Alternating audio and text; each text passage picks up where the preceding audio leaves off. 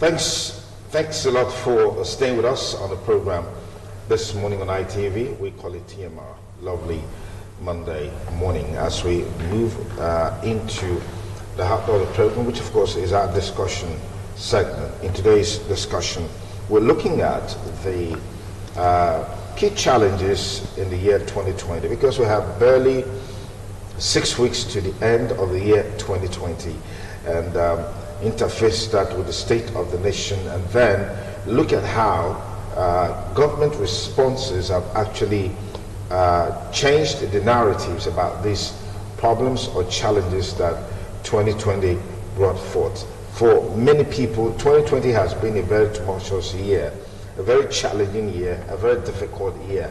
I mean, from the beginning of the year up until now, is one challenge or the other that humanity is dealing with. Was it ever anticipated? And to what extent are we responding to dealing with this issue? These are some of the things we're going to be looking at today. You call it education, the economy, insecurity.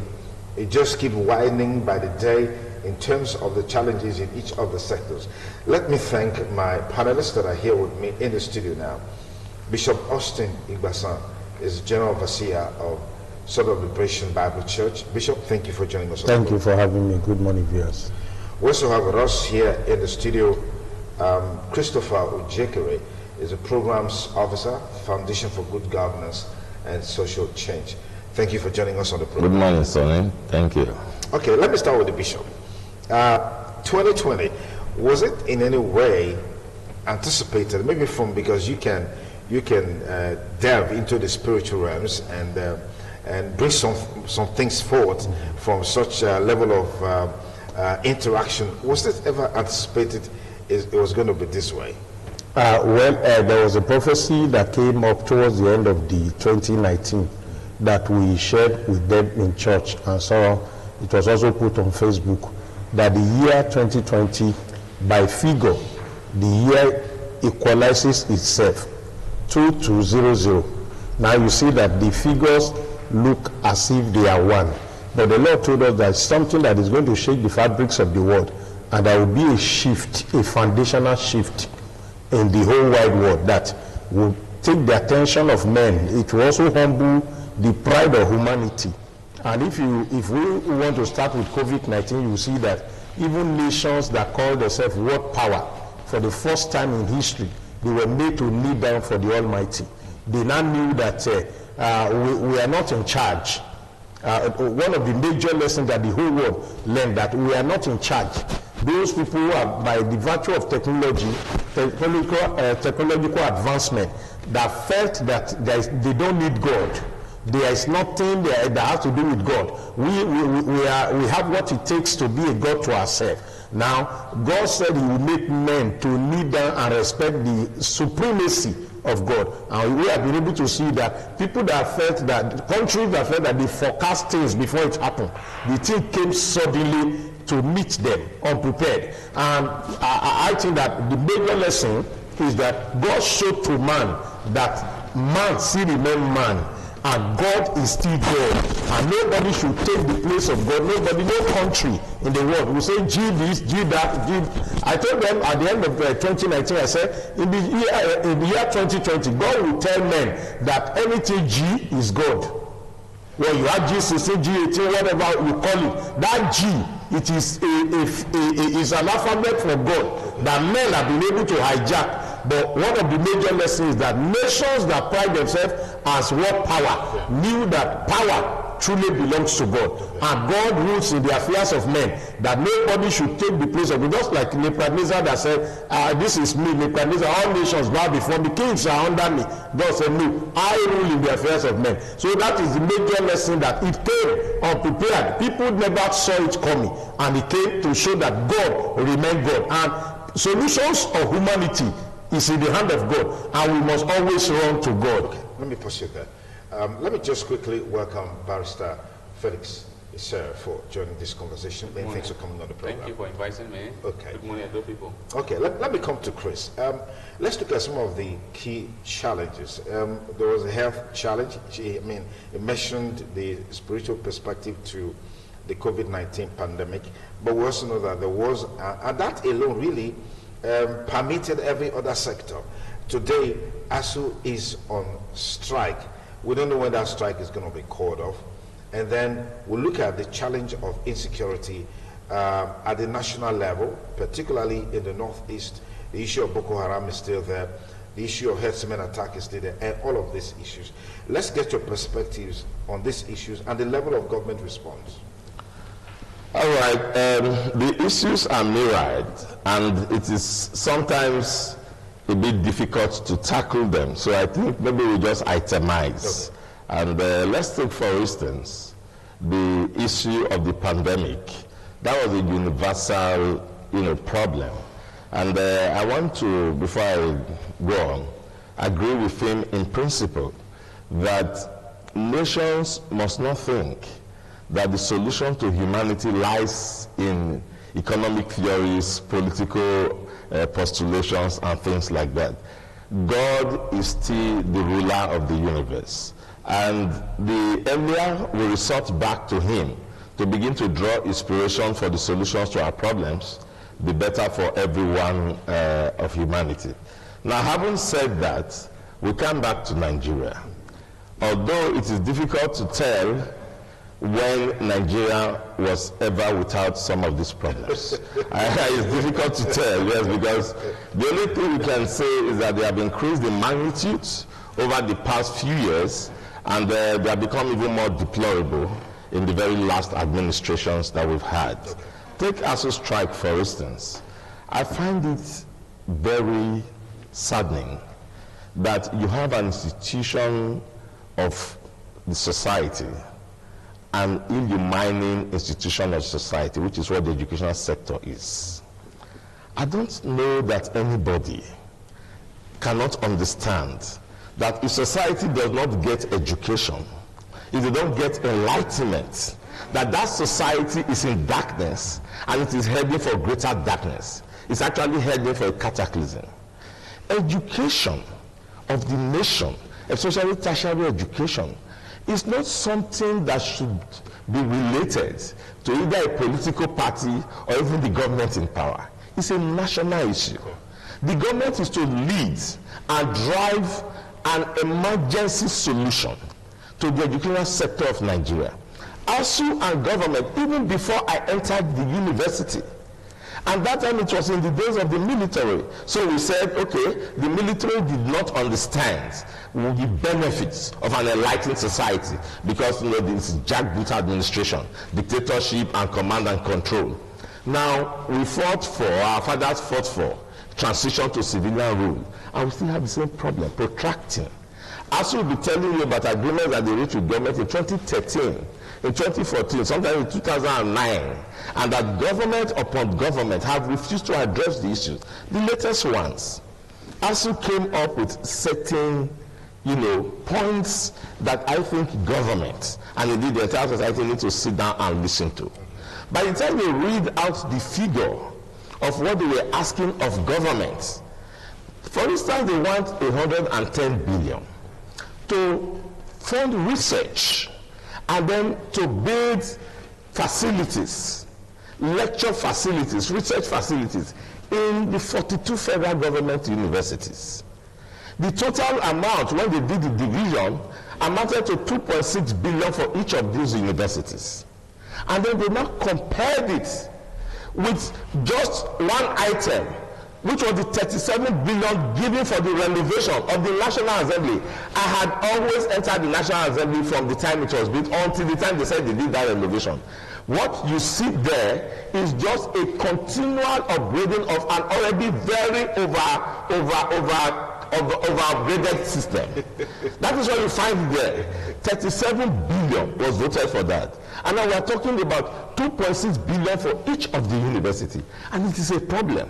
And the Minister of Labor and Productivity, Chris Igige, seemed to revel in all this ASU confrontation, making statements about the law providing them opportunities for options and all of that. All of that will not solve the problem. We are not going to sack the entire university lecturers in Nigeria and import new ones. We should be able to sit down with them. Among those university lecturers were where we got our own education, and so many other people got their education, and many of them in government. So you cannot say they are nincompoops and stupid and they don't know what they are talking about. The issues are IPPS, integrated payment payroll system. Now, and then the funding of the university. These are the two critical issues. The end allowance, I mean, that's a small thing to deal with. These are the two critical issues. Why do you not want to be members of, why do you not want to be enrolled in the IPPS? And they give you reasons of autonomy and on-the-spot decisions they have to take in the university. So they set up a UTAS, or a UTAS, a University Transparency Accounting system. And so, okay, you run with this with us. Why can't government and ASU sit down and come up with templates? The reason is because policy makers do not understand the value chain of the educational system. They do not understand the place of the educational sector in the society. And so it's a face-off thing of aura, ego, and all of that. As you should bow, government should bow, and all of that. So it's government has not lived up to expectation? Government has failed in living up to the expectations. We have appealed to ASU enough. So I'm taking a position. I'm taking a position with ASU on this matter. We have appealed to ASU enough. Every time they come up with this mirage of things, we say after about 6 months, ASU should please return to classroom, and they return to classroom. But you cannot be telling me that ASU will be discussing 110 billion. I mean, I don't want to go into the political consumptions, of our political leaders as if you are trying to stir upside. So it shouldn't be. If you have to give them the 110 billion and every other thing that they need to return to classrooms, let them do so. Okay. Yes. Let me pause it there. I'll come back to you. And interestingly, on Thursday last week, the Unibank chapter of ASU hosted a symposium to honor Professor Festus Iyayi, the former national president of ASU, who incidentally lost his life on his way to Kano to sign an agreement, which has been a product of discussion, strike, and all of that. Yes. How many years down the line? 20-something years down the line. What has been done? Has he found the killers? Nothing has been done. Have you found the issues are still there as it relates to ASU. And then there's something while interfacing with them recently, I heard something. It wasn't memorandum of understanding, which is MOU, as we know it. It's memorandum of action. Memorandum of action. Yes, MOA. Yes. Like, where did you guys get that? Somebody just said it in the past. I wanted to get. I said no. It's not. Is that because government promised that this is no longer an understanding? This is now an action plan for us. So we are calling it memorandum of action. Yet we are still where we are. Let me get your take on this, Vice Felix said. I mean, education as a challenge in 2020, particularly with the protracted ASU strike. Whether you call it a memorandum of understanding or memorandum of action, it's still an intention to do something. It's not an agreement. It's not a contract. Even if it's a contract, it is still very hard to enforce. Okay. With the government. I must say that I think if you go to the streets, you realize that the effect of not just bad education, but the effect of this type of challenging educational system is having on the society. You realize that our government seems to pay a very poor attention to the educational sector. Apart from the issue of the strike, I can tell you that for the past 2 years, many persons who are in school, they are dropping out of school because of government have realized that, the only source of generating revenue is increment of tuition fee. Despite the increment of this tuition fee, these students are still made to pass through this type of challenges in education. How could you imagine? For the past 7-8 months, people are at home. Students are at home. You are delaying and frustrating their destiny. For me, I think that in considering the educational sector, vis-a-vis having a responsible government, one would have thought that education would have been the focal point of any administration, both at the federal level, to the state, to the local government level. But that has not been. From the private sector to the university sector, it becomes a challenge. The introduction of universal basic education, one thought that, it would have reduced illiteracy, it would have reduced lack of proper education, it would have reduced inaffordability of education, but none. Few weeks ago, I had an interaction with a friend, and I used Benin City as a case study. I said, despite the encouragement of education, despite the talk about education, despite the inspirational comments and speeches everywhere about education, you still go to the street and realize the lack of education. The NSAS protest exposed and espoused the inefficiency of our educational system. People keep saying that, oh, these guys are hoodlums. These guys are not just a matter of hoodlums. It is from the home, poor educational system at home, poor educational system in society, poor educational system from their religious centers. That is the challenges we are having today. If you look at some of the criminality we are having, caught here and there today, it is because most of the schools are no inspection.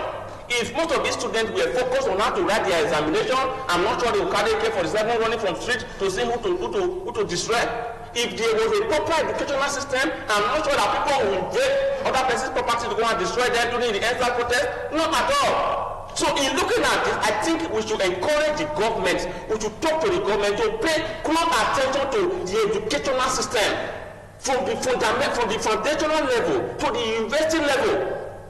Okay. Go to the streets, you see no people still selling in the streets during school hours.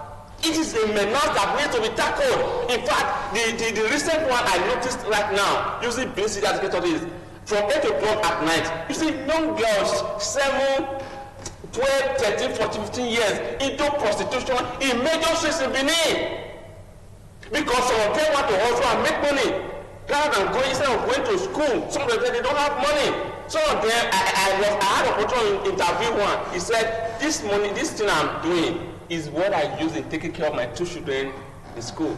Because the government failed in their social welfare responsibility. That is why that girl, single mother, what she called herself, could enjoy his own act to make money.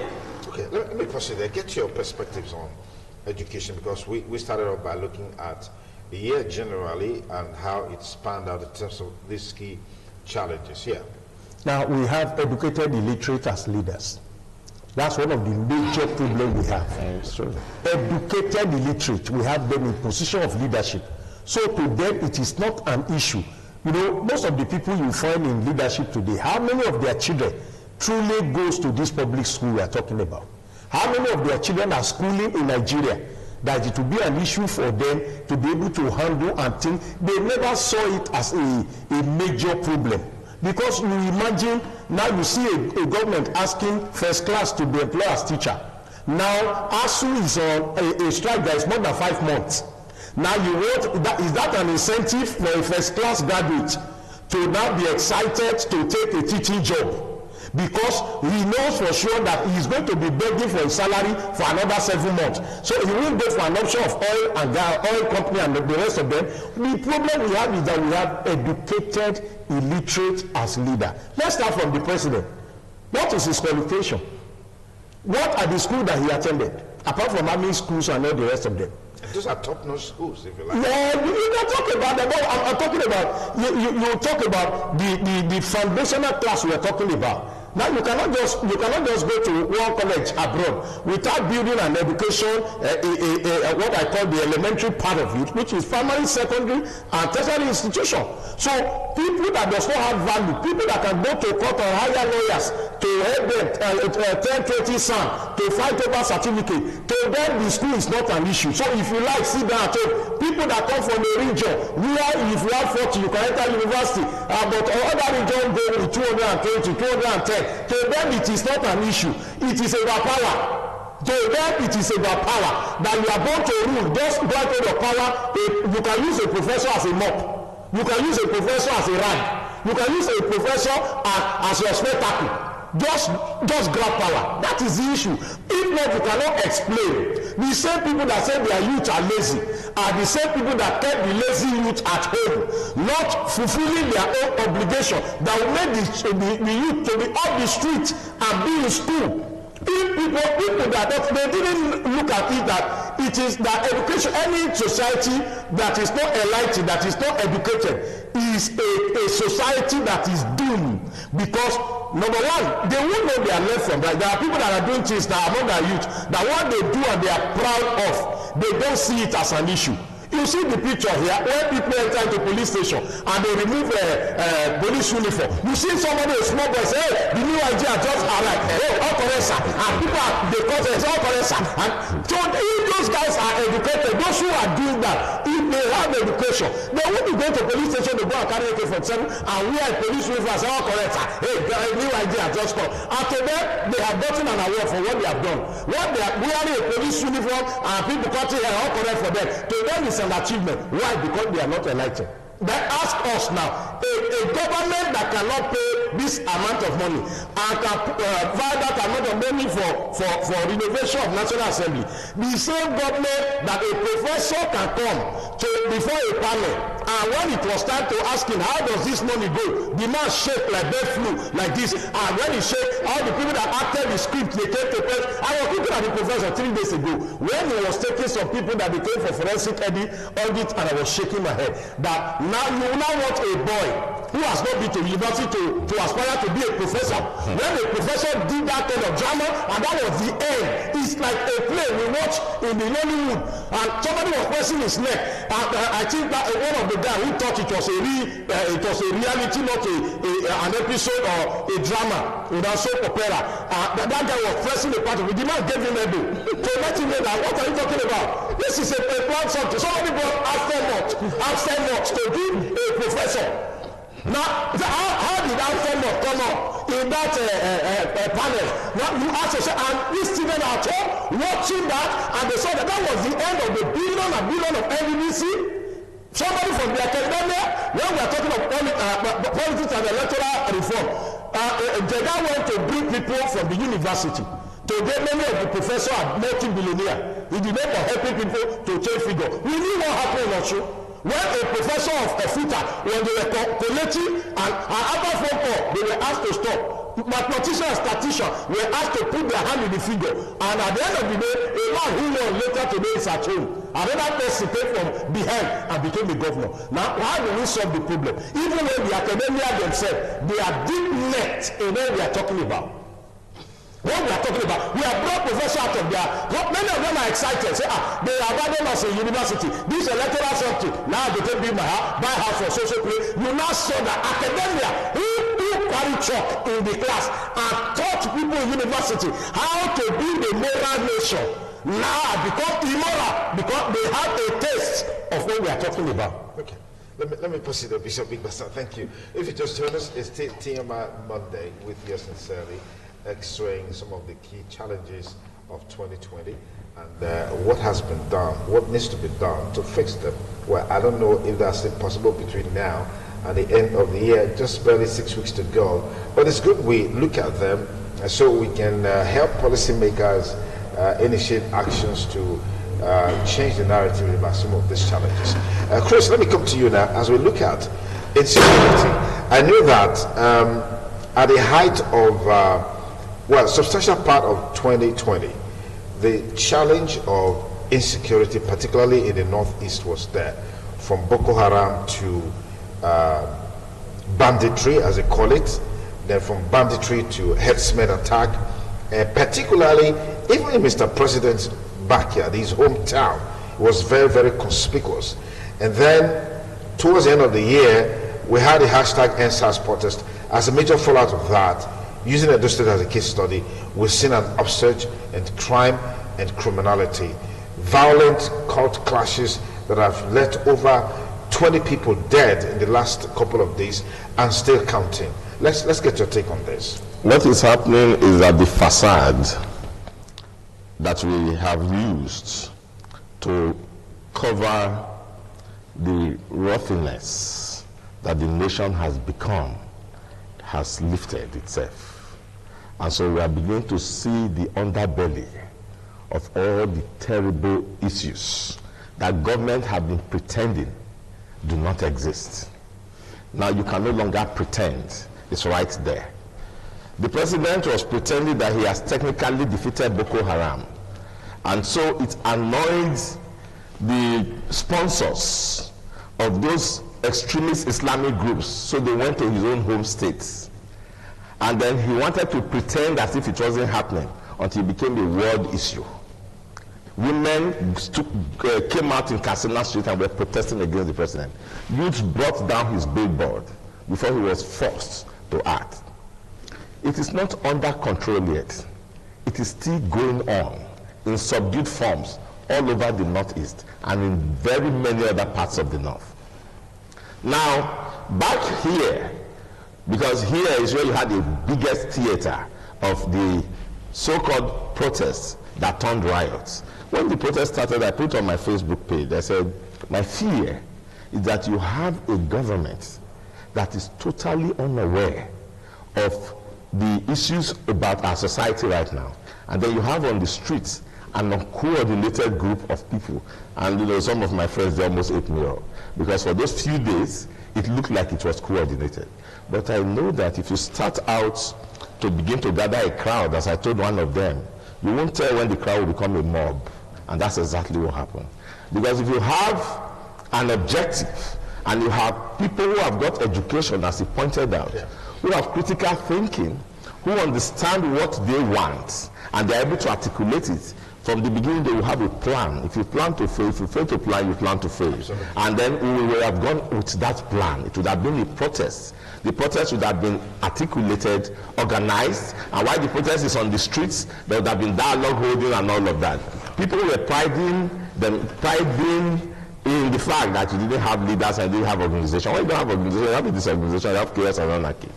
And that is why hoodlums, people bereft of all ideas, people empty, as he has put it, took over. Then you had those who had their own agenda, criminals, real criminals, who we are now seeing in the streets, had their own agenda. And then they saw the foolishness of the people who thought that they were leading a protest, and then realized that it was not organized. So the first time they now had to take over. So they took over because they had the propensity for violence, they had the courage and the boldness to do those kind of things there really. Now, to make matters worse for us, the Nigerian police, who swore to an oath to defend, the citizenry of Nigeria, now, to protect life and property, still from lack of education and illiterate educational people, educational illiterate, whatever way you choose to put it. Now, did not understand that this was a call to duty. And this was the time, if they have any ingenuity, to put the ingenuity to use. So that now they should prove their relevance, that as Nigerian police force, we are in control. They submitted and subordinated their authority to the criminals on the streets. They think they are doing, or to use the Nigerian parlance, they think they are doing us. They think we are the ones being hurt. It is actually their image that is irreparably being hurt. And I hope that there's any police officers are listening now. Because you have just lost your sovereignty to criminals. That is what you have done. Irrespective of whichever way you want to look at it, the blame game is not the time, that particular time of crisis and emergency is not the time for the blame game. We have the military in Boko Haram fronts, and we have read stories, and we have full evidence of how they have continually been abandoned and betrayed by their commanders. Some of them shipped to criminals to be destroyed, but the military is still there. They are fighting for the integrity of Nigeria. Yeah, that's discipline. And they are retaining their influence and power of place in the national sphere. The police are sitting down in their barracks or wherever they are hiding, and boys will come out. They are in Sapler Road, they are in Ibiwe, they are in Ogiba, they are in Isiho, they are all over Benin, they are in Ihwe. They are all over Benin. They come out in the afternoon. And I don't know whether the government is not aware of this. They should hear now. They come out in the afternoon. They go from residence to residence, robbing people. They did that in Aduwawa Estate. Residence to residence. Now, they no longer have time. They come out when they like. In Sapler Road the other day, people abandoned their vehicle and they were running on the street. They ran and left their vehicles. I'm telling you what is happening. In Ibiwe Junction, in Wire Road, it's all going on. In broad daylight. So we don't want to mention one part of that. That's a constant. Are you following me? So the point we are making is this. Society, the leaders don't know that if they don't find solution to this problem is going to find solution to itself. And the solution to a problem is more problems. The truth of the matter is that you have to take leadership now. And you have to let people know that you have solutions to the problems of society. The boys are getting more emboldened because they are realizing that the leadership and the government and institutions of state like the police are afraid of them. So the mind that is ruling now, that is prevailing, the minds that is ruling, is the kind of mind that have just been described by two of them. That's the mind. It's such minds that sit down and they set up agenda for the day, and then they go out to the society and carry out that agenda. It will not be very long before an idea will come to them that they should replace all the commissioners and then start to answer commissioners. It will not be very long before they get themselves into a government and they form a parallel government and begin to have in the south what you have in the north. And we don't even know whether that is not what they want in the national level, because the silence of the national authority over what is happening here in Edo State, and I understand it's happening in Calabar, it's happening in a few other states, but especially here in Edo State, it's appalling. You have an IG of police sitting there, and then his police personnel are sitting in the back and refusing to do anything about anything, and it's okay. Okay, all right. What do you make of this as a challenge? Are you concerned by the fact that these police officers we're talking about, or security agents, speaking generally, they are our brothers and our sisters who have been battered, who have been bruised, demoralized?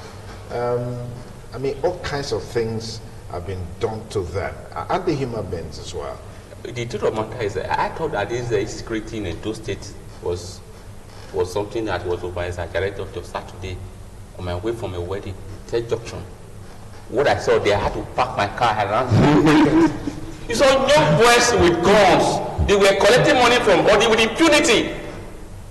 When I saw that, they were coming towards where I was. I had to quickly park my car, because if they come close to me, I don't have money with me. I ran inside the market. I spent up to an hour inside a Josa market just to observe that, so they had left before I went back to my car and I drove off. When I got to Sapele Road, I realized that the place was like a graveyard. Nothing was happening, so I was scared. What is happening? I decided to park and ask one lady there. She said that they are killing people there. I had to reverse back to take Adesuwa. When I got to Adesuwa, I realized that the AIG there, they blocked Adesuwa. Nobody can pass it because they said they were coming to come and attack AIG. So they had to quickly secure that place. If the officers, the highest command in Benin could be afraid to start protecting their own office, that means the ordinary man in the street is in big trouble. But you know the irony of all this is what I observed. Despite this alarming level of security, despite this crisis we saw, with this leadership in the Edo State that took decision to say, no, we must stop this thing. We should not just be blaming the nation and the presidency. We should also be coming home to understand that there are certain realities. In other claims, what would have happened if we understand that the government is celebrating and life will die, fine, fantastic. But in other claims, such celebration would have been suspended to focus on the level of insecurity in Edo State. As I speak to you right now, no school in Upper Sukomba is opening. No business is opening. If you go to Sapele Road, people are running. You go to some area of Okita, people are running, people are living in fear. And we are not saying what we expect Mr. Governor. I'm appealing to him, and I hope he's hearing me through this program, is Mr. Governor should take some action. Which will hear, let the criminals hear him speak. Let him threaten them. Let him mobilize all of us to fight this injustice against our people. Yesterday I read on social media that he wants to build a new facility, educational facility. I said, no. This is a misplaced priority. The government should not focus his attention in building the prisons. It should not. That's not what we need. It should focus our attention in trying to employ people, because when you take people out of the streets, when you give them proper empowerment, you are reducing the level of crime rate in the state. But when you focus your attention in building prisons, automatically you are encouraging more criminalities, so that when they live there, when they are arrested, when they are prosecuted, when they are convicted, they now have a better facility to stay. So most of them will now be encouraged into criminality. So I want to appeal to the leaders in Edo State. The level of insecurity in Edo State is appalling. All of us must come together, whether you belong to PDP, you belong to APC, whether you're a Christian, you're a Muslim, to fight the insecurity. We keep talking about education. To me, I do not really think that 100% because of lack of education, that is why we are seeing all these things. Because I have noticed that many of the cultists who are embarking on these things, they are graduates. They lack proper education. What are the proper education? Spiritual education, to know that, this thing is wrong. moral education. They lack it. They don't have the conscience of the people. So we must learn to start conscientizing them. We must learn to start talking to them that these things you are doing, in fact, this is the time for NGOs, those who truly wish the interest of those State better, government appointees to go to their different locations to start enlightening the people, to start doing everything. I want to also appeal to Mr. Governor, just the way most of the state's governor, they have done, trying to encourage people, the end-start protesters, they declare massive employment. The governor should also declare massive employment in those states, because many of these people are unemployed. Absolutely, absolutely. There's a dimension that's also come forth. It's the proliferation of small arms and ammunition, particularly as a major fallout of the hashtag #EndSARS protest. What do you make of this as a challenge in the discussion? Definitely, you know that leadership, political leaders, don't forget that before the election here, the heat, the whole world, the attention was on Edo State. And those forecasts, left and right, from international community, because of the heat and the two candidates that are involved and the political party and all the things that were all around the election, suggested that it's going to be too hot. And that is why you see that both the mobilization from the federal and all the rest of them, you cannot rule that. I think I remember there was a particular time that the CP here was talking about how to deal with the proliferation of arms. From both sides, there might be arms that are fall into the hand of young men. People if you say, don't forget that a lot of people tag themselves all kinds of names, even including animals' name, that so many things are going to happen. And you don't take those threats as empty threats. Okay, maybe the hashtag #EndSARS protest has also compounded the challenge of small arms. Because you know what happened is that, like what you see in Northeast today, that even when they catch some of the Boko Haram, you see that some of the ammunition they carry had the logo of NATO. And that tells you that some of those things that moved from Gaddafi, Libya, and all the rest of them found itself in the hand of freedom fighters. People who now move those equipment and move it to fight as Boko Haram fighter. Those equipment are not their own. And whenever they run short of equipment, they go to our army base and overrun the place and collect arms. And they re-equip themselves. What I feel is that whatever has come in through the election, in preparation of the election, the hashtag also is like a fuel that was poured into a fire that must have ignited it. But I felt that, like, number one, I know that the governor does not have power to control the CP. The governor does not have power to tell the brigadier general in the 4th brigade, so say come and do something. He does not have that power. And that is one of the areas I sense that our leadership should look at restructuring. Restructuring in the sense that governors themselves will have to restructure their state. If they are going to wait for national or headquarters to come and say, we are going to restructure, the president does not have the mindset of restructuring. And if you look at the stand, he has taken his stand not to look at 2014 confab report. And also, even when APC also set up Nasir El-Rufai, all of them came up and write a report. And all of us knew that El-Rufai himself was one of those who fought against restructuring. And when they made him the chairman of that particular committee, I knew that the committee is going to have a bulky paper that will not be open. Because you don't make a man who does not like fasting to lead prayer in dry fasting. If you are going to make him to be a prayer squad leader in the church, a man does not believe in prayer, then you know that you don't have a prayer squad in the church. So, having said this, we must look at what we can do within ourselves, what is happening around us. There are ways and manner we can go about it that people can be sensitized. All the governor must look behind. I heard the governor mention yesterday that he's going to, the restructuring is going to start from local government. Okay. That he's going to look inward to do that from local government. And he mentioned some effort he has made, how he has gone to the Inspector General of Police and said, look at what is happening in Benin. And even when there was no response that, he has to make several calls after going to meeting. What I think we can do, for now, as we are talking of police now, the Inspector General of Police time has expired. In another time, the IG is supposed not to be sitting now. Another person is supposed to be appointed as the IG. But his tenure has not expired. He's supposed to have proceeded to his annual leave. Okay. Well, you go to your annual leave before the expiration. By the 1st of November, he's supposed to have moved. So this movement of going as a visiting state up and down, all those things we are saying, my brother, some of them are canvassing or that make my stand my tenor. It's not all about looking, assessing what has happened. Let's look at the matter. Yeah. You see, when somebody has finished his tenor, this problem started, it has been on ground, but it escalated under you. Yeah. Now 2017, you promised you are going to do something, it never happened, and the people find it difficult to believe whatever you are doing now. It is very wrong for any man to keep the IG there, because this thing, part of his own personal negligence to do something about SARS and SARS tag. That is why we find ourselves here. Okay. Can we compensate him and keep him there now? What we need to do, I expected that if you want the insecurity to stop, now the security organs in Nigeria are controlled by the North. What the president needs to do now is to take about 5% of the security service chief and put people from South and from different places so that there will be a sense of belonging, so that we can deal with our insecurity problem. All right, Chris, yeah, I'd like to get your take on yes, the some of the issues. things. But Yes. again, I'm concerned by the fact that sometimes it looks as though we are quick to judge those who are carrying out some of these dastardly acts that we're seeing today, the killings and all that.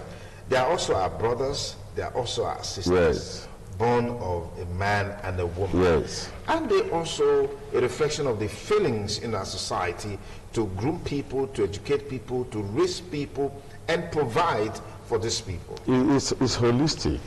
Before I come back to you, so I don't forget. Now, apart from those small and light arms that he spoke about that came in pre-election,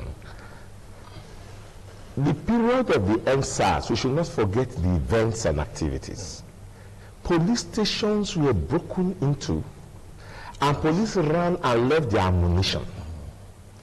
These boys took control of those ammunition. The custom office at Custom Road Aduawa was broken into.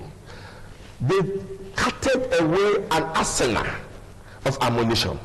In running through the bush, one of the guns fell in the farm of a man. That's how we know. The man called the military. If you go to what we call the barracks at Ikobahito, they have the picture of it, and they took possession of the arm. The man's farm is there. So there is weapon in the society. And then part of the activity was jailbreak of the maximum prison in Benin, Oko, and of the one in Sapler Road. Who are the people that are behind bars?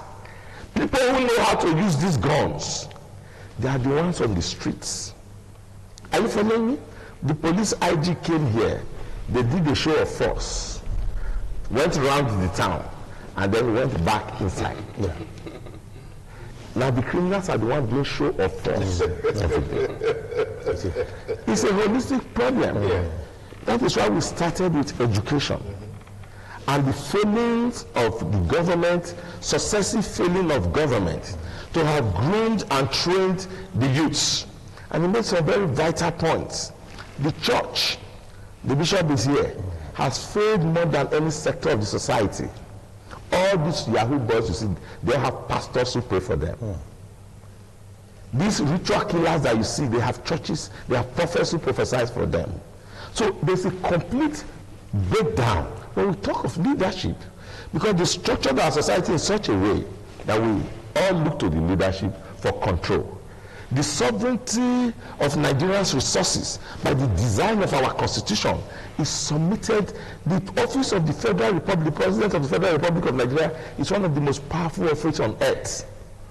He has executive powers, he has military powers. And so that is why we talk about leadership. You have control of all the resources. You have control of the resources underneath my own soil. So you cannot begin to run away from your responsibility. It is now your responsibility. For instance, I can give recommendations to Edo State government on how to do immediate tackling of what is going on now. I know that in this Edo State, shortly before now, all through the tenure of Adams Oshomole, I was interacting with the Edo vigilante groups. Their cry had been that government has neglected them.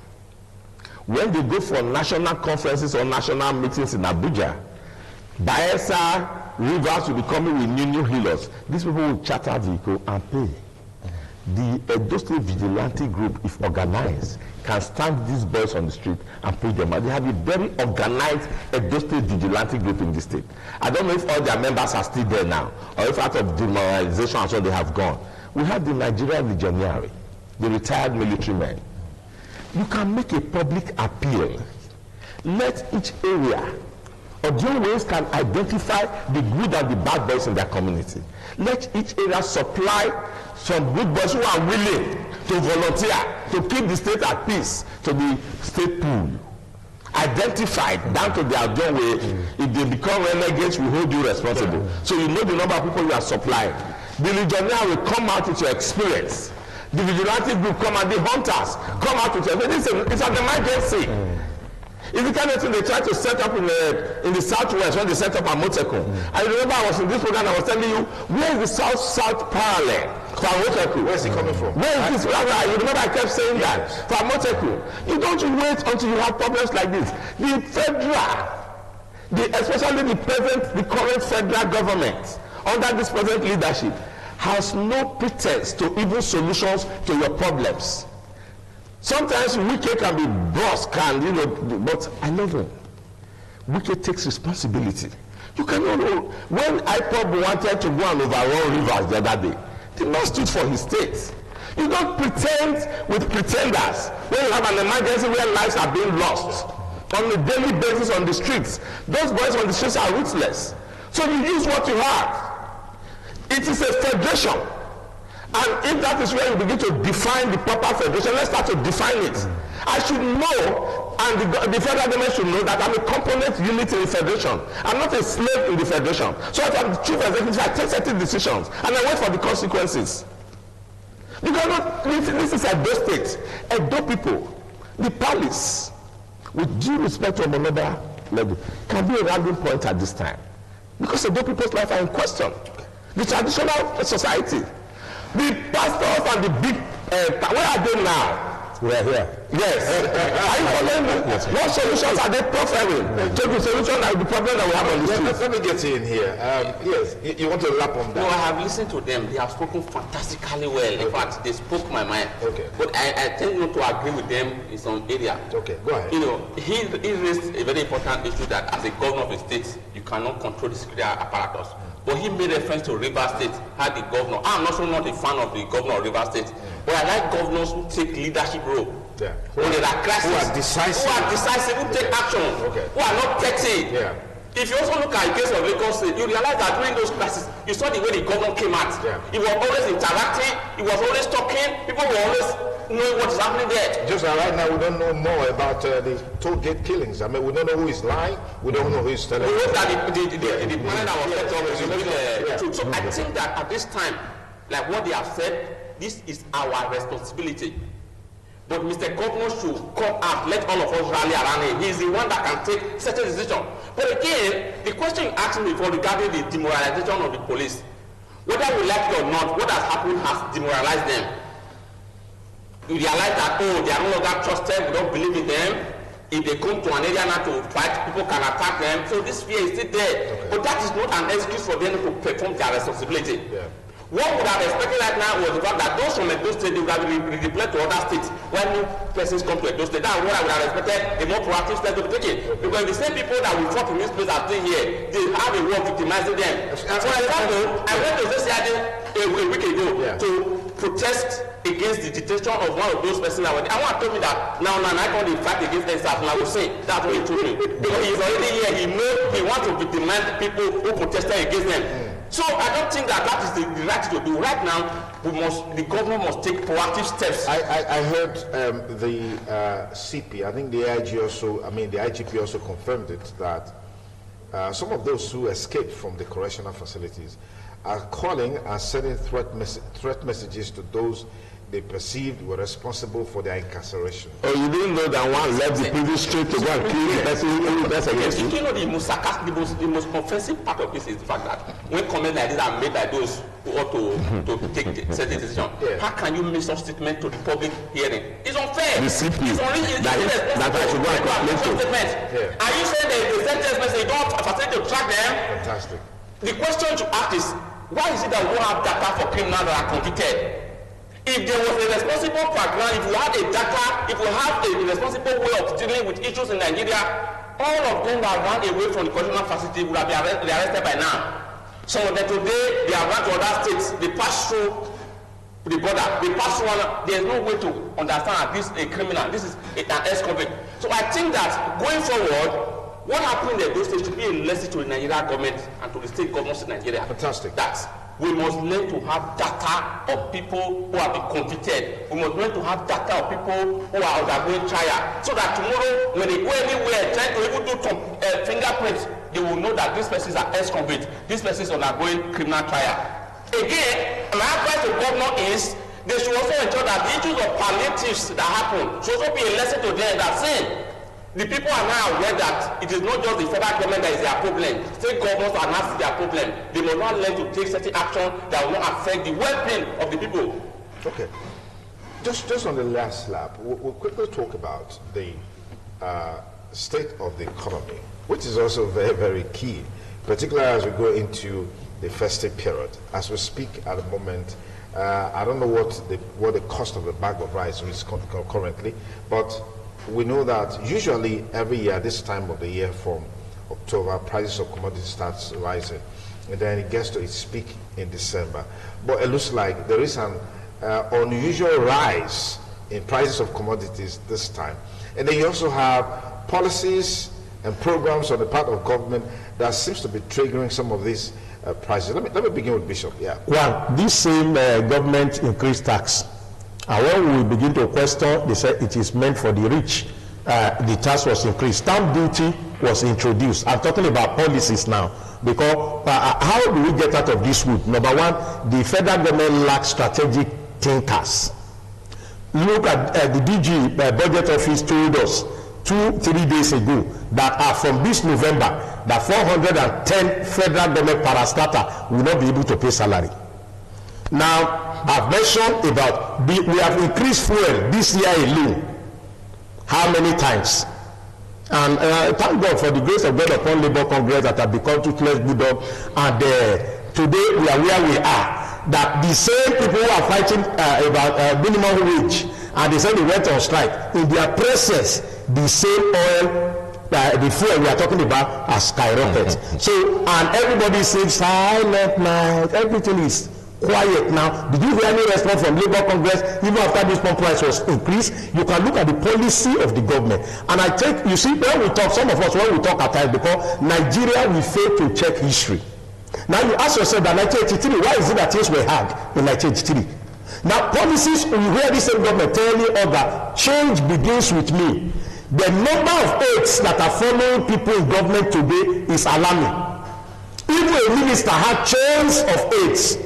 Change begin with me. None of them drop their aids. None of them cut the cost. We know some of we talk about National Assembly. If you listen to some of the ministers we are talking about today, if you look at their remuneration, the things that go with them, you will know that even National Assembly will go and sit down somewhere. So, with this kind of governance, this act of governance that is finding it difficult to pay minimum wage of 30,000, and yet by next year, by God's grace, according to what is on ground by the Constitution of Nigeria, we're supposed to be talking of another new minimum wage. Now, if the government within this period, where other countries are paying house rent for people, giving money to people, it is that time we have to increase our fuel and increase our fuel again. I want us to take our mind back to how many times fuel has been increased this year alone with the pandemic we are having. And yet, by the grace of God, we are still the capital federal FCT of poor people in the whole world. It's an achievement that nobody can take away from us now. Nigeria is the capital city of the poorest people in the world. So this poorest nation of the world is the one that paid the biggest amount to their legislator. It's the same, their executive are living big and living a flamboyant life. Yet, educational sector is suffering. Health sector is suffering. Now look at how much was voted for all the teaching hospital in Nigeria. Then you look at how much was voted to Aso Rock Clinic. We talk about corruption. I can mention to you one after the other big cases of corruption in this government that by the grace of God it has been swept under carpet, because they understood Nigeria that when something happens we shout. So when you have another corruption on top, you forget that one. You are talking of another one. Yeah, there are too many. So you remember that David Cameron said something. He said what has been taken from Nigeria a few years ago, if it were taken from UK, say UK will not be existing. Now we ask ourselves a question. EFCC acting chairman has been eased out of the office. What has been happening after that time? 26 point something billion was recovered in a private account in the name of school feeding. Who is that private account? Who bears that name, private account? Has that person been called to question? 26 point something billion in one man's account, and up till now, after almost 1 month, the man's name has not come out. Nobody has been arrested for it. Now, this money is still coming out, and people are still taking it, and yet the poor masses. Take your mind back to the days of Jonathan. Bag of rice was 7,000. It's not 30-something thousand, and yet you see people saying it is not a problem. Now go to even postal biscuits now has been reduced from 4 to 3. Geisha has been reduced. All the things we are talking about now, it goes back to the masses. Okay. And yes, it is these same masses that are being robbed on daily basis. Okay, let me get Chris in. Come on. Now, it is the first time in our political history, governance history, where instead of you to hear the president said, it is the presidency say. It tells you nobody is in charge. The presidency is an abstract connotation. It refers to nobody, because you have several agencies coming together making up what you call the presidency. So nobody is in charge. President Buhari is in charge. We need to emphasize that. Nobody is functionally in charge. And that is why I have decided that I won't be wasting my breath analyzing Nigeria issue holistically. I'm now an unrepentant restructuralist. The truth is that there is an agenda to emasculate the southern part of Nigeria and destroy our economy. I'll give you one example. We were all upbeat about the so-called local rice production. Now, the Anchors Borrower program of the CBN was killed to favor local subsistence farmers in the north. If you go to the north now, young boys are making millions from Anchor Borrower CBN program still running for the production of rice. That was fine. We thought, okay, we could engage in the value chain of selling and marketing. So our women here go to the north to buy. When they saw that, now I can assure you that between Big Joe, and this was physically counted, my sister sells rice in Ramat Park. I can give you the history of the rice history right here. They physically counted between Big Joe in Ramat Park and the Nigerian Prisons Office 35 wheelbarrow of the best looking Nigerian rice. I mean, along the roads, we have not entered the market, we have not exceeded that point. All sold by boys from the north. So they get the fund, they produce, and they come here to market. They sell in wholesale, then retail as well. Their brothers are in our farm, destroying our farmers and raping our women. We can't farm in our farm, we can't sell in our markets. We should begin to talk about these things. It's a deliberate policy. So our economy is destroyed, and that is why our boys, foolish as they are, and that's why we're talking about education, think that they are being heroes, further burning down things in their own place, destroying their prisons, robbing their own people here. There was a Ramat Park only last week. There was a little altercation between one of the wheelbarrow boys and one man in the market. And the boy just brought out something in the pocket and just did the man like this, and the man paralyzed. Go to the military opposite Ramat Park market, go and find out this fact. When they say he should restore him, say he won't restore him, he will kill him. Because the principle, according to what his brother said of restoration, that you come back to him. They took them into the barrack. I don't know what went about it. So, when we are talking about fuel increases, we are building lines, railway lines to Maradi in Niger. The government is pursuing oil exploration in the north. Zamfara is selling its own gold, processing and selling his own gold. Against a lawyer is here, needs to interpret the constitution to us with respect to that. So when you now comment, they will say the presidency. Nobody is taking responsibility. The president is silent behind the scene, and then the agenda they have is running, and the presidency is speaking to us. Even the president's wife is not happy. There's a recent video now where she was, where she granted an interview. She's not happy. So the point is, we should not. I was talking about regional integration. This was what I was saying, and I'm happy that Okowa rose up to the occasion last week when he got up to say, look, if Zamfara continue to sell their gold, then the Nigerians should start thinking of selling their oil. And that's what we should be talking about.